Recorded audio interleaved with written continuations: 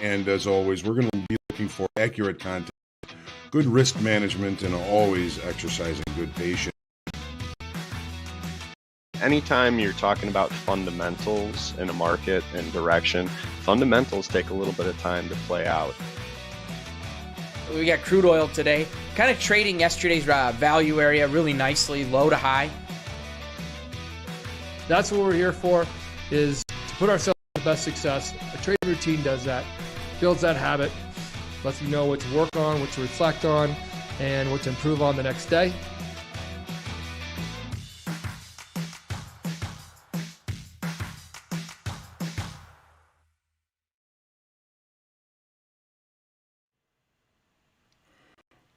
Good morning and welcome to the market forecast for Friday, August the 13th. Yes, it is Friday the 13th. Hopefully you're rested and ready for the trading day today. If you're already in the markets, hopefully they're going your way. We got a new opening for our live segments. Hopefully it's better than just watching the time tick away. Looks pretty cool to me. Hopefully you like it. As always, we're going to be looking for accurate context, good risk management, and exercising excellent patience. As always, thanks for trusting me with your time. I'm John Hoagland, and it's good to see everybody here on a Friday. As for economic numbers this morning, nothing out very impactful. 7:30, the import-export numbers came out. 9 o'clock, we're looking for the Michigan sentiment numbers due out. Not a lot of important earnings. We're nearing the end of earnings season, so we've got ourselves in our markets, and we're going to be patient and looking for good opportunities here. As always, we just kind of look at what's going on. Stocks mixed early today. So the Dow and the S&Ps posted new all-time highs in the extended trading hours. Positive earnings season coming to an end. Disney streaming helps them to beat their expectations. 88% of the S&P companies beat their expectations through earnings season so far. It's pretty much over. It's not going to change very much from that, but inflation continues to be an issue, especially with food and energy, which isn't part of some of the numbers, right? Some of the inflationary numbers don't include food and fuel, which is one of the bigger parts of the inflationary situation we are in. So we are facing some headwinds. Stocks don't seem to be bothered by it that much. Overall, the economy is looking pretty robust. It's Friday the 13th, though. What could go wrong? Maybe you hit the lucky like button, comment, question, share, all that stuff. Feedback, heckling, always welcome. Looking at the VIX this morning, down a little bit at 1550. Not a lot of fear in these markets. Dollar index down slightly at 92.79, and the 10-year yield at 1.35. Was looking like I was going to have an issue this morning. It appears as though everything is going pretty smoothly. And I'm going to take a look and say hello to everybody. Brian, first in the room again. You win the prize. George, good morning. Fred Decker. Crude oil is in rollover. Could you please review your approach to markets which are in rollover? Was planning on that already. Fred, it's like you were here at my desk at 7 o'clock this morning as I was taking a look and thinking, it's in rollover. What do we do in that regard? So we'll take a look at that in the charts, Fred. Brett, good morning. Had one trade this morning up to $320 in crude to end the week in my combine. Not much, but I'll take it. Hey, anything positive is a good day, Brett. Anything positive. Daniel, Jim, John, Jorg, Euro US dollar yesterday, inside day. Today took a breakout upside. Great move. I hope you caught it. Vince, good morning. Ryan, Zorain, George, Rob T, Nick, Trading Research, Keith Alba, Laura, Rick, my brother, good to see you. Chris, Joseph, April, Dr. VJ, and Fred. Crude oil is already testing the overnight high, or short overnight inventory about to be corrected. It looks like it just bringing price right back to settlement. The overnight shorts that kind of started to unravel as the European session opened up, have taken price back to settlement right where it began, so it ends. Good morning, Nelson Benitez. Happy Friday. Good morning. Yes, absolutely. All right. So I think I've taken care of all the business. Let's get things set up here for the charts. As always, just going left to right in no order for any particular reason. Good morning, Juan. And let's take a look.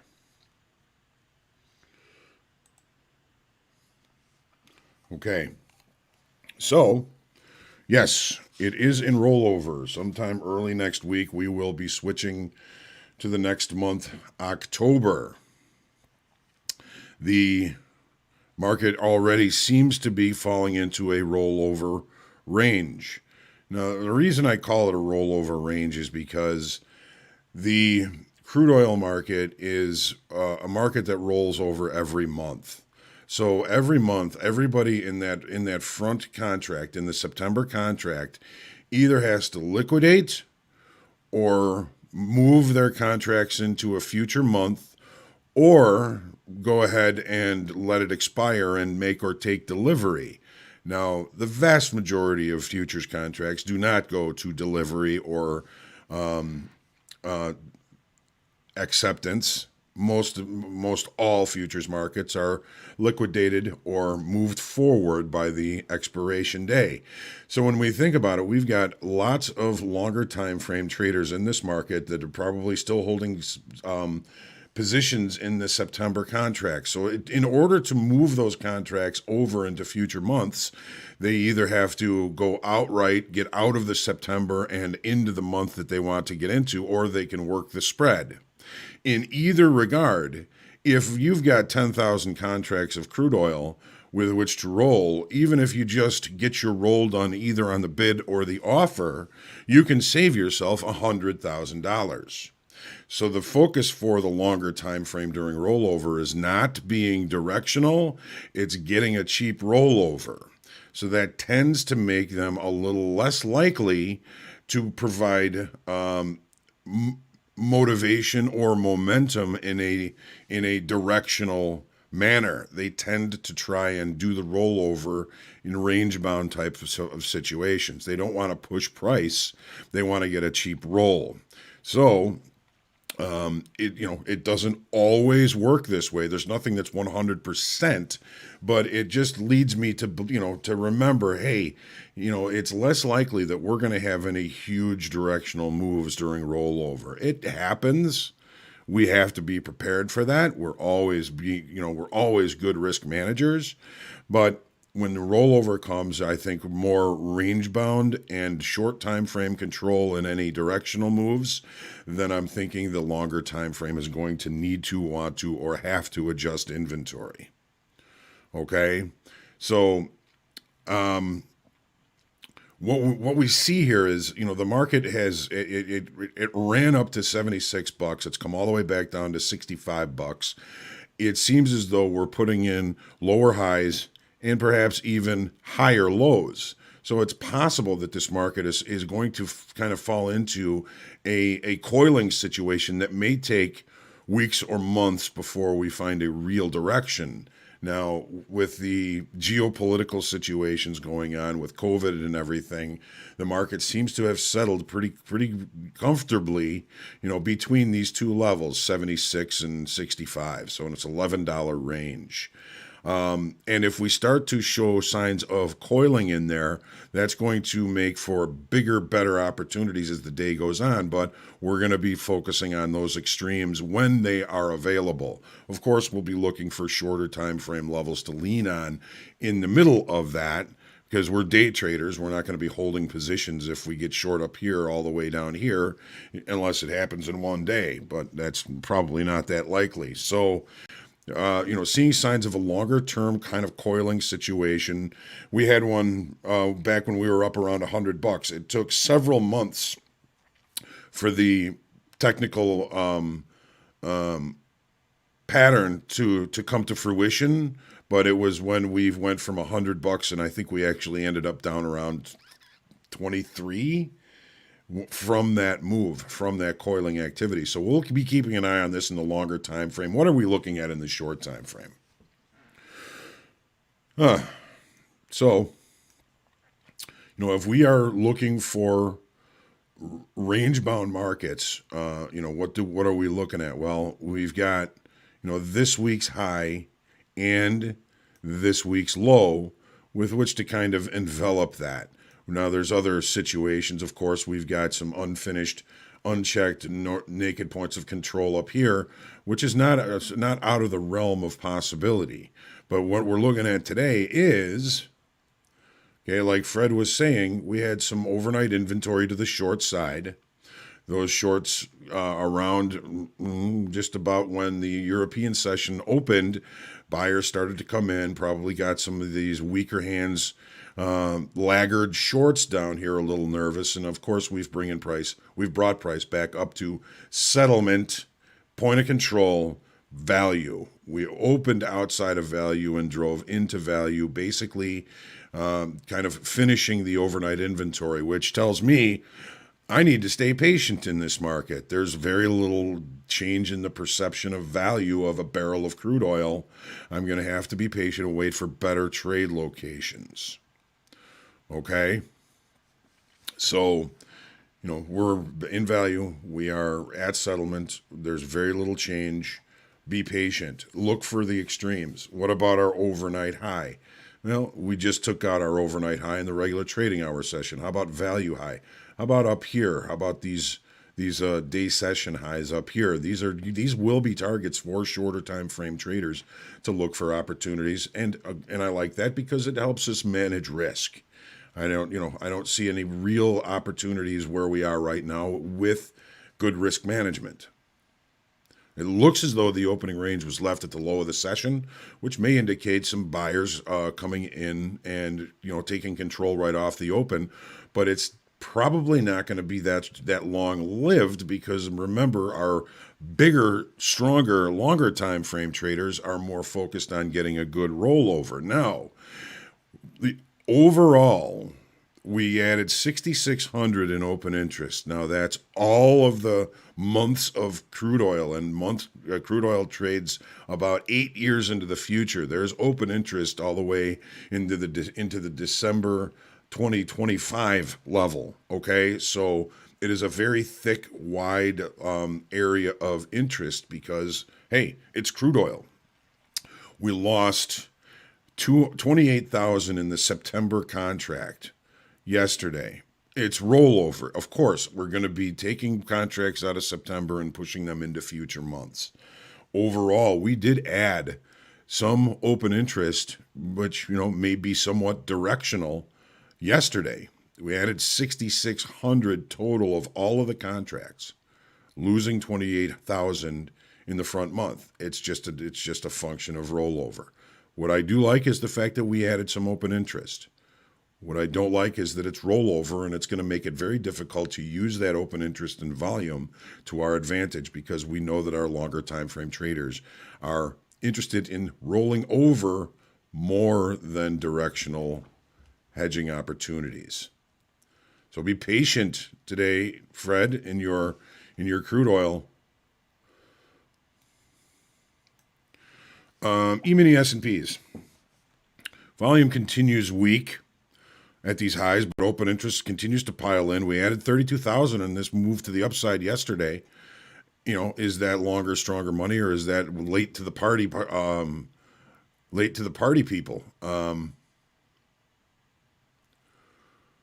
We put in an all-time high in regular trading hours. We've usurped that in extended trading hours last night. We know that markets don't like to leave that. I don't know what it is about it. It's an ego thing that the regular trading hour traders have to be putting in the new all-time highs. But again, we've started to chase overnight all-time highs in the regular trading hours session. Shorts continue to be eaten. And shorts have been eaten in the S&Ps in large part for the last 40 years that I've been watching. Yesterday did seem a bit like a melt-up, didn't it? But it didn't have great volume. We did add 32,000 in open interest in that melt up to the upside. So there's still money coming into the long side here. These markets are resilient. It's like the little market that could. All right. So here we are. We're at all-time highs. Here's the 30-minute chart.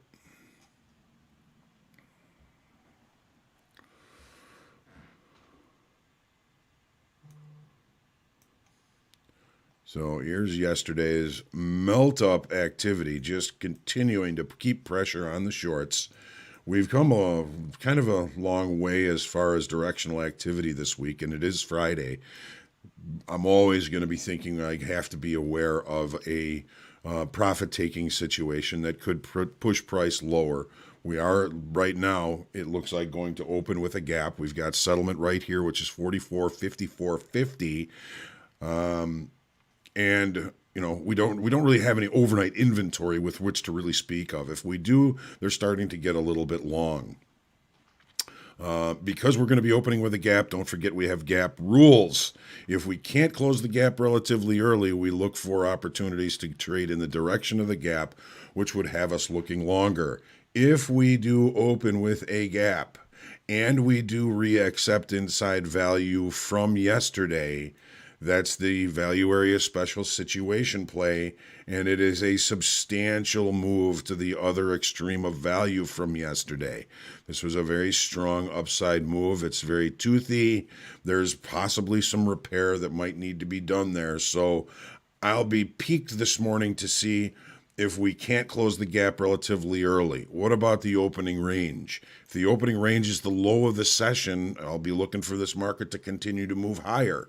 If at any time we do close the gap, I'll be noticing or watching for signs of reacceptance in yesterday's area of value, which could again push us by the end of the session back to the low of value from yesterday. Everything is probabilities and nothing is 100% going to happen. These are all possibilities. These are hypotheses. And one of these hypotheses begins to play, I'll know how to handle it. I'll have a plan ready. If we can't close the gap, I'll look to buy weakness. If we close the gap and accept inside of value, I'll start to sell strength, looking for the move back to the low of value from yesterday. Sometimes it can be a very tricky move. Okay, so here we are, looking again like we're going to open with a gap. If we can open and put in a new all-time high in the regular trading hour session, that might make all of us regular trading hour fans happy. All right, take a look at the Nasdaq here.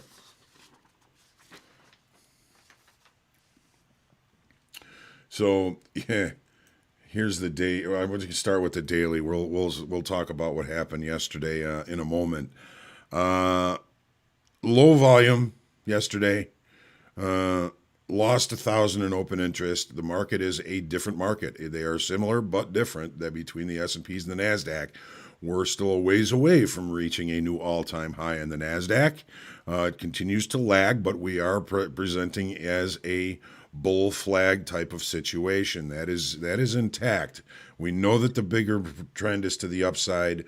Narrow ranges to the opposite direction tend to create the bull flag, and a breakout above this level could push us then again to all-time highs and then more.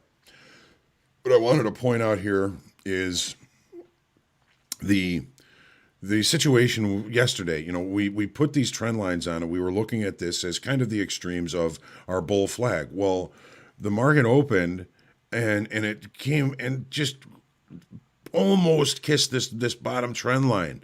This is what we're talking about. I mean, if this is going to remain a bull flag, this is a really nice spot to look for a long, and it lets you limit your risk. If it gets too much through it, maybe it's going to be wrong. So this is a great trade, great limiter, I should say. And the market almost reached all the way to the upper extreme, which it did last night. It's heading there now. Is this an opportunity to look for a short? This is a pivotal line here. This is, if we're going to break out above this, then the bull flag is going to ring true, and we may see a substantial move to the upside. If it doesn't, if it fails here, we could, by all means, come back, retest value low from yesterday, even test all the way back down to this line. Look at the last 3 sessions. Spanned the whole range, spanned the whole range, spanned the whole range, or thereabouts.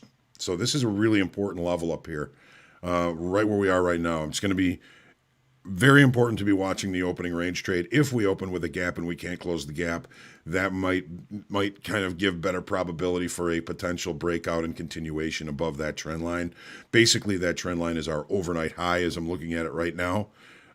This is going to be an interesting morning here in our equity, so I want to make sure and be done by about 8:25 today so we can get our deep breath in and be prepared for the equity opening today, because I think it's going to be an interesting one. Gold. Okay. We have, go to the daily here. Sorry about that. So weekly kickoff low, we stabbed down below it. We came back to it. So this is Monday, Tuesday, Wednesday, Thursday, Friday. Wednesday, back to it. Magnetic for basically 2 sessions. Now we see the market reaccepting back above that level, and there is plenty of space above for that. Okay, we added only 800 in open interest yesterday, and we kept dropping in volume. We need some momentum, some participation, and some new business to come and take this market higher, which I believe is already somewhat underway. Taking a look at the 30-minute chart. Here's that level, 1754, weekly kickoff low. Looking above it, looking below it. Here it is. Now we've just gotten to a naked point of control just above. Those are always good visual targets. There's more above. There's another one all the way up here. And look at how toothy this market is on this move to the downside here. Was this Monday, Tuesday, Wednesday, Thursday, Friday? Monday to our test of weekly kickoff low, accepting below it, finding rejection, finding acceptance above that level now. We've got some overnight longs in this market. Are they going to freak out and take us to a better area where we may find bigger fish? Or are we just going to continue to try and push this market higher? Good questions, all of them. The opening range is the low of the session. As long as that's the case and we can't close the gap, I'll look for opportunities to buy weakness, unless we start to see some sort of structure above in the day time frame that may make this market look a little bit heavy. The euro. Nice move last night in the euro. Volume and open interest has been dropping near these lows, okay? This weekly kickoff low did not bring momentum, new business, or pretty much anything. So it makes sense that it's rejecting down below there. It took a few days. It was magnetic for the most part of the week, but now it looks like we've picked a direction and we seem to be headed in that direction. There is plenty of space above. Plenty of space above. All the way to our weekly kickoff high, which is 1846, 1.1846. There's nothing but space. Take a look at the 30-minute chart. Okay, overnight longs. Okay, one-time framing activity. I don't want to fight this. Okay, each 30-minute bar has a higher high and a higher low. Unless there's some sort of structure that kind of blocks us, we do have an unfinished gap here, and then we've got a naked point of control above. Aside from this gap, there's very little in the way of us continuing this move to the upside. We'll take a quick look at the 10-year.